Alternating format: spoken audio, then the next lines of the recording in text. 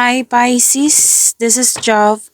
Welcome po sa ating channel. By the way, Pisces, this is your first quarter of the year, January to March 2026. Gamitin ang reading na ito bilang kabayin lamang. Tandaan, Pisces, ito po ay general reading.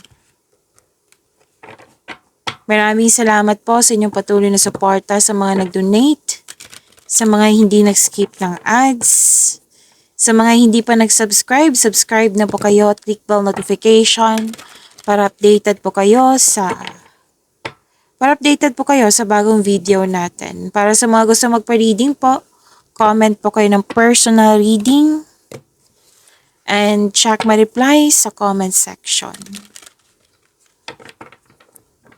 So, yung reading po, Pisces, is January, February, and March 2026. So, this is for your January 2026.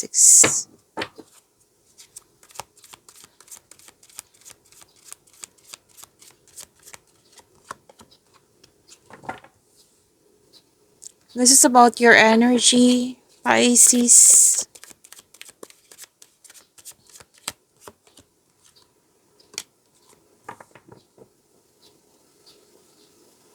Para sa mga bago dito, kung may napansin kayo na repeating message, yan po yung pinupush ng card sa inyo. Like for example, nanood kayo sa isang video reading natin at dito dan at may napansin kayo na repeating message, yan po yung pinupush ng card sa inyo na kailangan nyo bigyan ng atensyon, solusyon at aksyon kung maaari po. So, na yung energy ngayong January 2026, Pisces.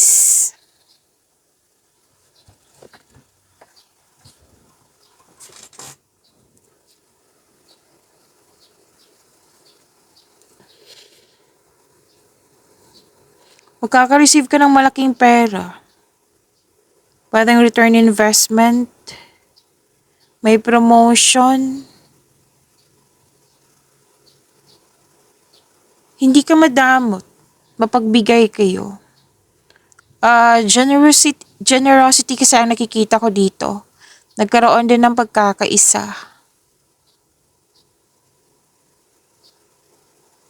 Makaka-receive ka ng regalo or tulong. Pwedeng ikaw din yung nagbigay kasi generous nga kayo.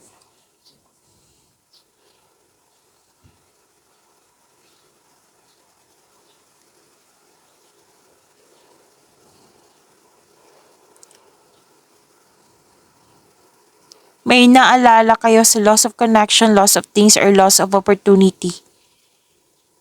Pero huwag kayong mag-alala. May parating po na new direction po. Mukhang may na-miss kayong tao.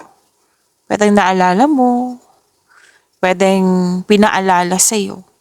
Pero huwag kayong mag-alala kung ano man to, may new direction ako nakikita dito.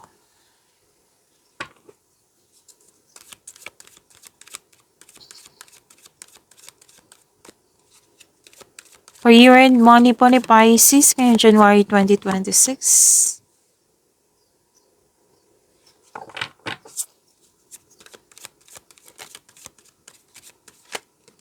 Okay. So, kunin natin tong nauna kasi yan yung nakakita nyo. Which is maganda.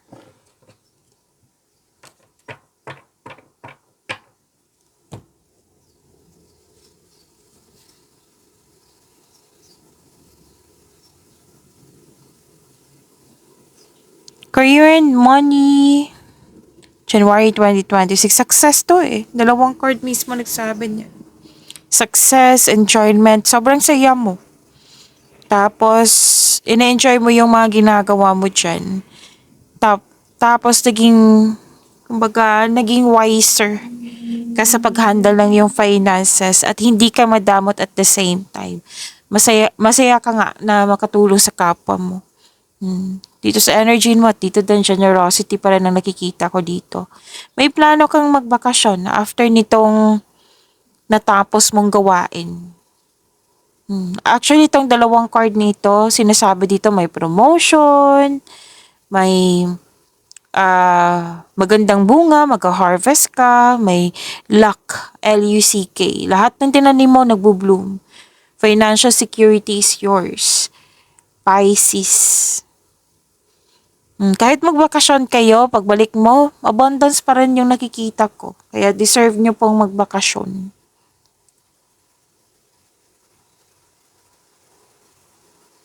Wealth, family, inheritance.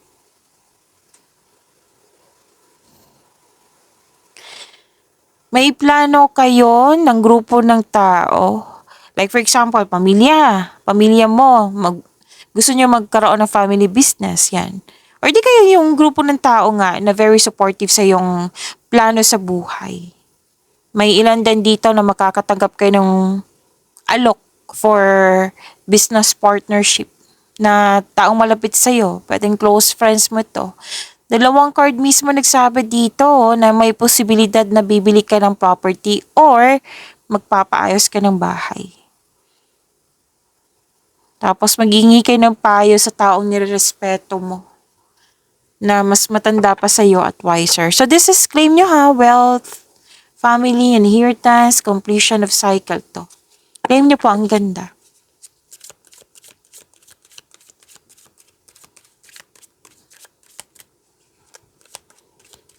Love life, self-love, partnership, and romance ngayong January 2026 para kay Pisces. Move ko lang, Pisces.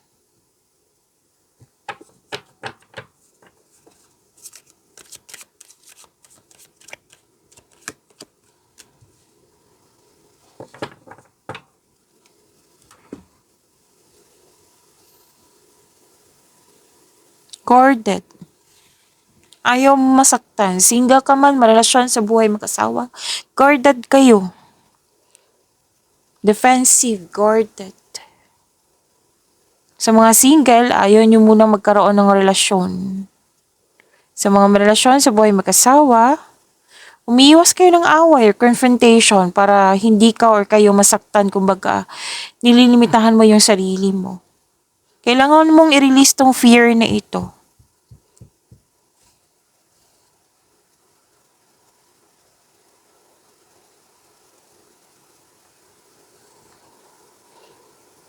Para sa mga single, you need time alone. Parang perfect time sa inyo na maglaan ng oras sa sarili. Some of you nga nakikita ko dito, ayaw nyo munang makipagrelasyon. Kasi gusto nyo mag-focus muna sa inyong sarili.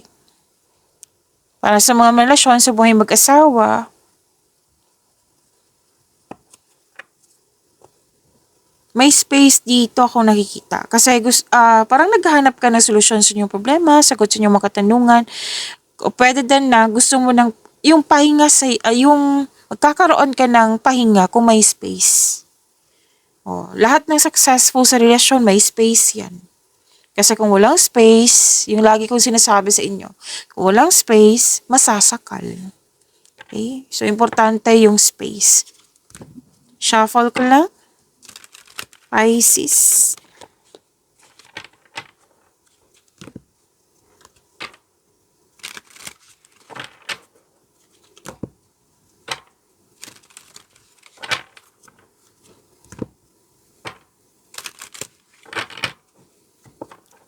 This is for your February 2026.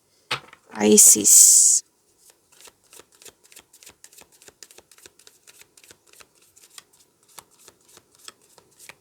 Energy.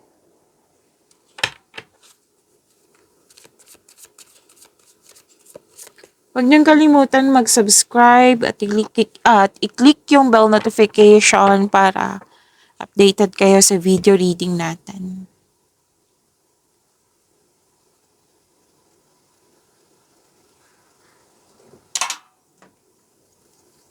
Generosity pa rin nakikita ko dito. Maraming nakadepend sa'yo, oh. Pisces, you have abundant in life. Practical ka, mahusay sa buhay, maparaan, mapasuporta. Maalaga ka. Masahan ka din. Sa mga relasyon dito, may nakita ko, magtiwala kayo na magbuo kayo ng lasting partnership. Mukhang kailangan mong mag-usap kayo kasi may mga question ka na dito eh. So mag-usap. Relasyon yan. May kakapanganak, may buntis, fertility. May mag-start ng family. And you have to support. Sinabi ng card dito, suporta sa inyong boss, mentor, or life coach. It will help move your career forward. So maganda to kasi nakikinig ka sa iyong intuition. Ginagamit mo yung intuition mo para makagawa ka ng wise choices. Yung grupo ng tao na nakikita ko dito, very supportive sila sa iyo. So yung energy mo nakafocus sa, most likely, nakafocus sa career and money.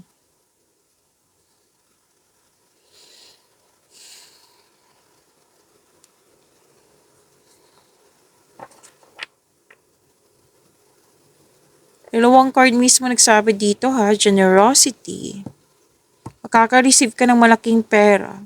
Yan din yung sabi dito, di ba, sa January nyo. Dito din, sa February. Wow. Makaka-receive ka ng malaking pera. Pero then return investment ito.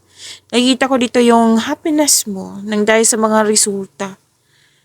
Promotion, pagtaas ng kita, sweldo allowance. At yes, generosity talaga. Makaka-receive ka ng regalo or tulong. At pwedeng ikaw din yung nagbigay po. Nagkaroon ng pagkakaisa. Yan, ang ganda.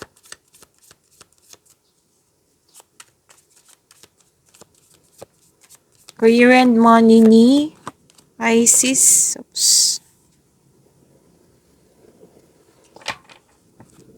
February 2026. Dalawa po ito, kunin ko na.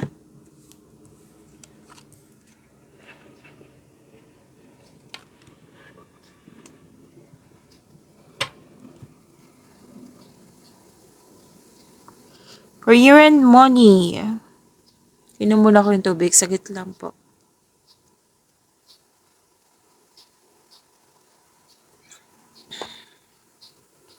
Sobrang busy.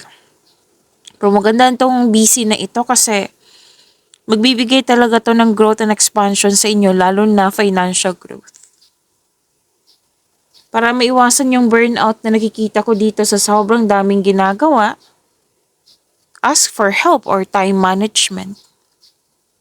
Pero matatapos mo rin to yung mga ginagawa mo. Pero dan bigat ng responsibilidad to ha.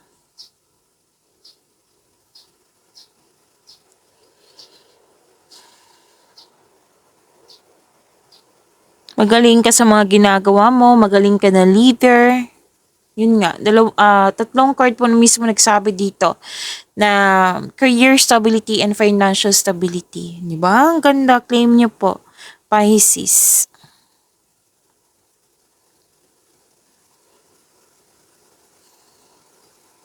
So to achieve a success in career and money, focus. Kailangan mag-focus with determination, with clear intention.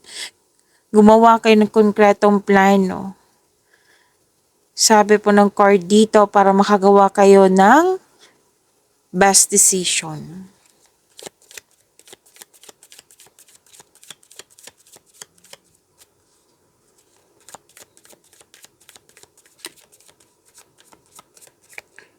Love life, self-love, partnership, and romance ni... Oops, lumabas agad. Ni Pisces po.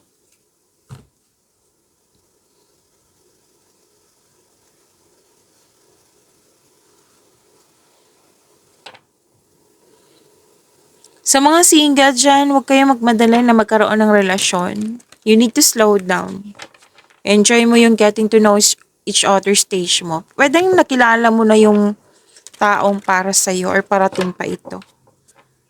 Kasi this is a gift from the universe eh. Ibibigay talaga sa iyo. Kaya kailangan mong magtiwala. Trust and have faith. Maging mapagpasensya. So, kung hinihintay mo pa siya, patuloy mo lang alagaan yung sarili mo habang hinihintay mo yung bigay ng tadhana sa iyo.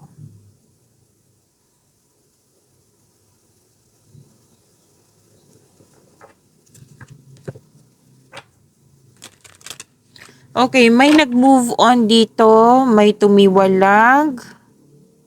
Kasi nagkaroon ng unhealthy connection sa isang tao. Pwede sa partner to, kaibigan, kung sino man yan. Nag-decide kang mag-move on. Okay, so this is about your March 2026. Pisces.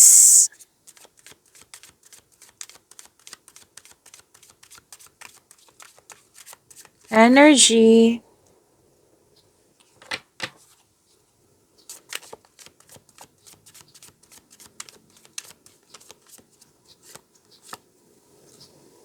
Oh, ang ganda nito. Energy, nanindigan, naging honest, gumawa ka ng desisyon, mahalagang desisyon. So, March 2026 nyo, more on logic kayo, ginagamit nyo yung logic nyo kaysa sa emotion. Masusunod yung desisyon mo, ideas or plano, you are authority person, nanindigan ka sa yung desisyon. Kung may legal concern kayo, Pisces, makakatanggap kayo ng mabuting balita. Tapos recognition din to eh. Kinikilala at ginagalang ka ng mga tao dyan. Kasi marami ka nang napatunayan po. May leadership role na binigay sa iyo. Or leader ka na dyan. Na magaling ka sa mga ginagawa mo.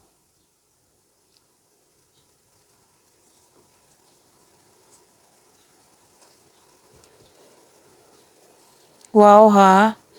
Ilang beses na lumalabas dito sa cards mo na si Pisces, very generous. Okay, suporta sa inyong boss, mentor, or life coach. It will help move your life forward, career forward. You have abundant in life. Yun nga, praktikal ka, mahusay sa buhay, maparaan, mapasuporta. Kung pagod po daw kayo, magkaroon ng time sa yung inner child, sa mga bata, sa mother figure, sa mother more. Kasi mararefresh yung energy niyo.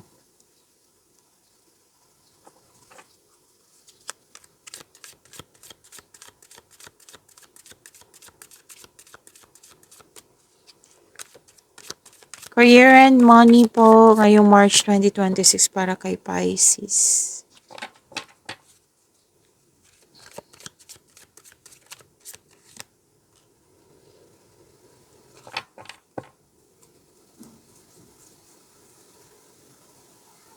Okay, pagod kayo. Pagod ka dito eh. Gusto mong magpahinga, magbakasyon. Ang pagpahinga po ay nakapagbigay ng increased productivity and a healthier mental state. Yes, you need to relax, calm your mind, and reflect. Tamang tulog, tamang meditation. Karamdam ka ng pagod.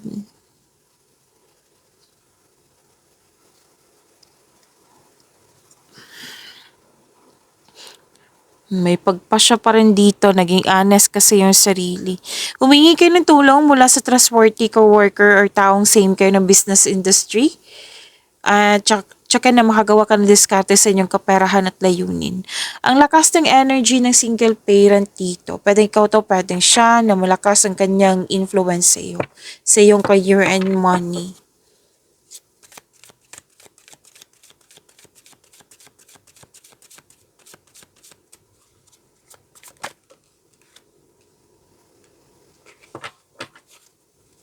Love, life, self-love, partnership, and romance, March 2026. Pisces. Marami sa inyo dito nasa abroad or may iniisip kayo na sa malayong lugar.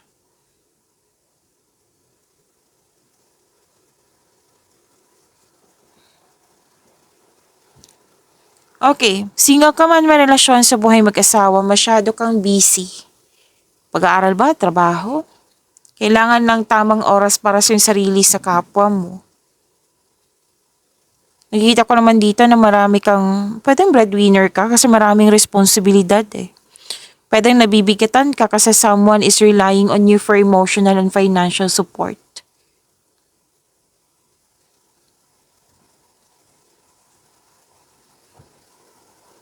Sa mga single dito, parating po oh. Lumabas pa rin. Different court siya. parating na romantic partner na papasok sa iyong buhay. Excited ka? Kasi may event invitation or may nag-ask sa'yo ng date. Pwedeng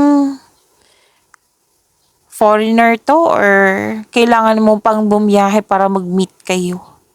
Para sa mga malasyon sa buhay mag-asawa, yun nga, may event invitation akong nakikita dito.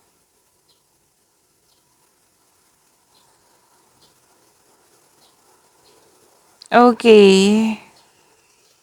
So may challenges ako nakikita dito. Pero nakikita ko naman dito na mag-uusap kayo. Oo, ma-overcome nyo rin to. Okay? So yan po, pagyamanin nyo po yung blessings sa binigay sa inyo. Pisces, see you tomorrow. Maraming salamat.